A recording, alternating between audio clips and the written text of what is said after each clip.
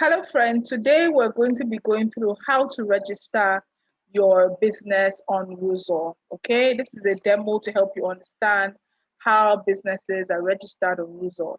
First of all, businesses can be registered in two ways. They can register directly by creating their own business account, or an introducer, actually targeted to the informal trade segment, can register on the platform and then have access to loans for the introducer group that they represent.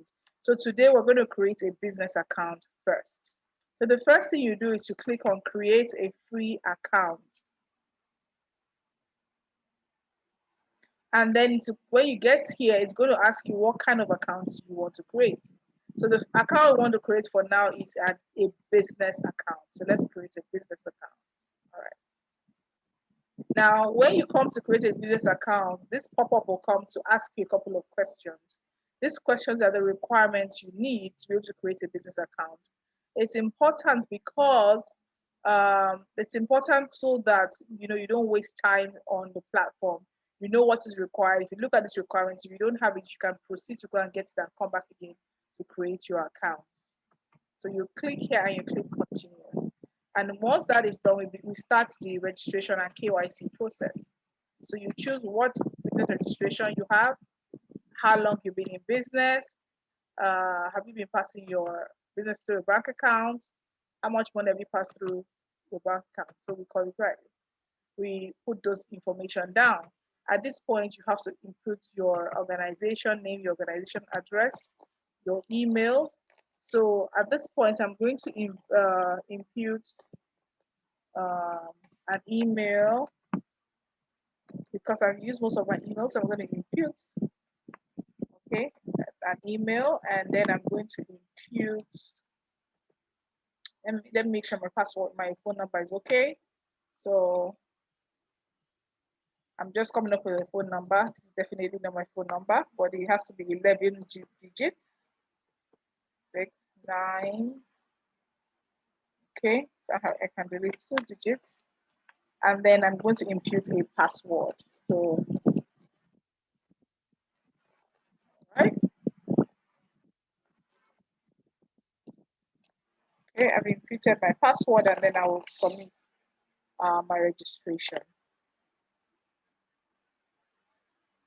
Okay. And if you can see here, it says account successfully created. Okay. Check your mailbox for an activation link. Okay.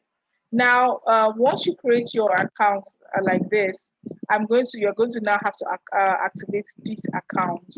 So I'm just going to log in with this, to activate this account, and then log in with the account. Okay. Now, once your account is activated, I'm just going to use an account that I have that's activated already.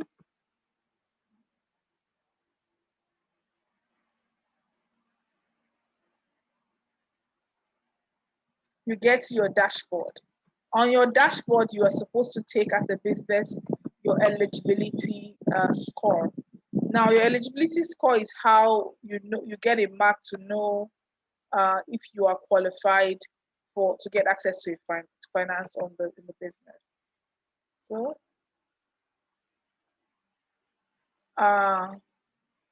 now, if you notice this sign, eligibility score lasts a month, please wait another day to retake the test. Now, what this sign shows is that I recently took my eligibility test. So all businesses are required to take an eligibility test to find out if they're eligible for getting access to financing on the platform. Okay. Once this is done and a business is eligible, when I took it, I got a B. And the remark is you are close to being eligible for a loan. Okay. Now, if you get an A and a B, you are more or less eligible for a loan. But if you get a C, you are not eligible.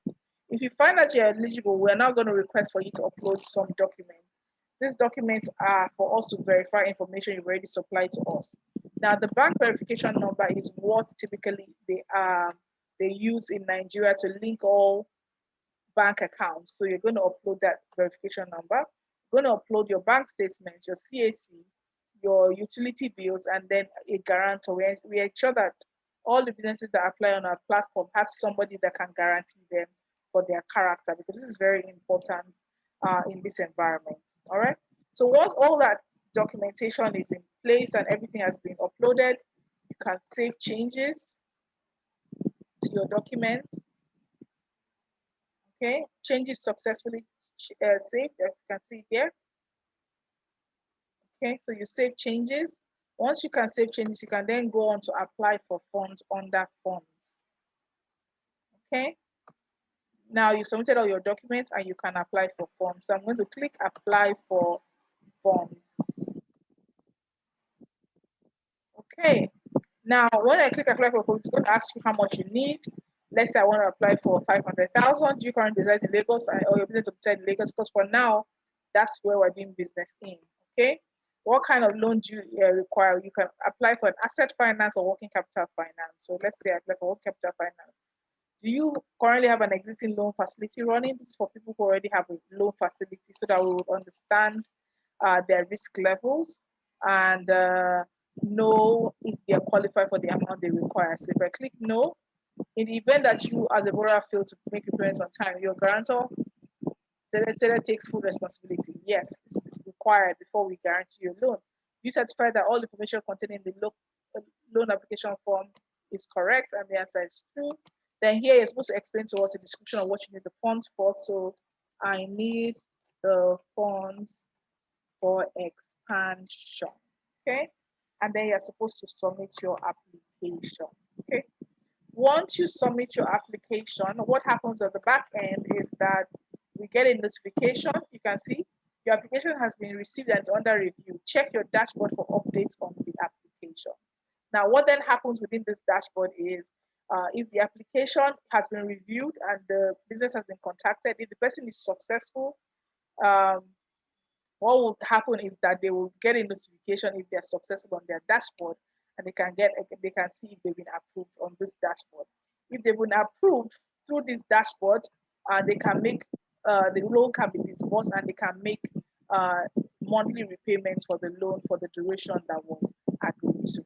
So in a nutshell, that's a simple way in which our platform works for businesses. Now, another way that our platform works is for introducers. So I'm going to log out of this now.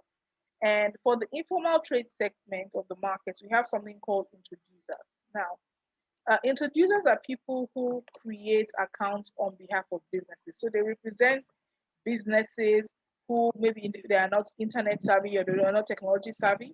So such people can register as an introducer. Now, if you register as an introducer, so you have to provide the organization name, organization address, your email address, phone number, similar information. You create an account. Okay. Once you create your introducer account, let me log in. You can then help businesses get access to loans. So maybe like businesses in the informal trade sector, people that are not very educated. Once you create your introducer account, let me see if this is my introducer account. I'm checking it out. Once you create your introducer account, you can then help them get access to funding. So that's not the correct account. Just a minute. Let me just be sure that I have an account for my introducer account. So simple folds. So the introducer was created because of people who can't apply, are not technology savvy. We don't want to cut them out. We believe in financial inclusion. And so this is my introducer dashboard. As an introducer, I can decide to apply for funds for businesses, okay? So I can invite a business to use my code to apply, or I can apply for them, okay? So all I need to do is I can click invite a business. I can write the email address and business name, and the business get an invitation to apply for a loan on the platform. Or I can apply on behalf of the business using my code. Okay, and if I do that, that business comes under my profile as an introducer. So in a nutshell, that's how we work with businesses to get access to finance. So whether you're a structured business or you are a business that is a bit unstructured or still in the formal segment, Our platform is flexible and it is for you. And we've thought about these businesses and made provision for them to be able to get access to funding, leveraging our Result platform. Thank you for listening.